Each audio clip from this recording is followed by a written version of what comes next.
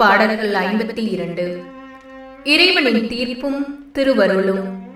வலியோனே, தீமை செய்வதில் ஏன் பெருமை கொள்கின்றாய்? இறைவனின் பேரன்பு எந்நாளும் உள்ளது. கேடு விளைவிக்க நீ திட்டமிடுகின்றாய். உனது நாள் தீட்டிய கத்தி போன்றது. வஞ்சகத்தில் தேர்ந்தோம் நீ என்றோ. நன்மை செய்வதை விட தீமை செய்வதையே விரும்புகின்றாய். உண்மை பேசுவதை விட பொய் பேசுவதையே விரும்புகின்றாய். நரம்பில்லா நாவுடையோனே, நீ விரும்பும் சொற்கள் அனைத்தும் கேடு விளைவிப்பனவே. ஆகவே கடவுள் உன்னை என்றும் மீளாதபடி நொறுக்கி விடுவார்.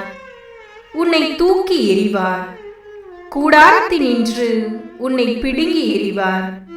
உயிர் வாழ்வோரின் உலகினின்று உன்னை வேரோடு களைந்து விடுவார். நேர்மையாளர் அதன் கடுமையை கண்டு திகிலடைவர். மேலும் உன்னை எள்ளி நகையாடி கூறுவர், இதோ பாருங்கள், இவன்தான் கடவுளை தன் புகலிடமாய் கொள்ளாதவன், தன் செல்வ பெருக்கில் நம்பிக்கை வைத்தவன், அழிவு செயலையே புகலிடமாய் கொண்டவன். நானோ கடவுளின் இல்லத்தில் பச்சை ஒலிவ மரக்கன்று போல் இருக்கின்றேன். கடவுளின் பேரன்பில் எப்போதும் நிலையாக நம்பிக்கை வைத்திருக்கின்றேன். கடவுளே, நீர் இவ்வாறு எனக்கு செய்துள்ளதால் உமக்கு என்றென்றும் நன்றி கூறுவேன். உம் அன்பரின் முன்னிலையில் உம் பெயர் மீது நம்பிக்கை கொள்வேன்.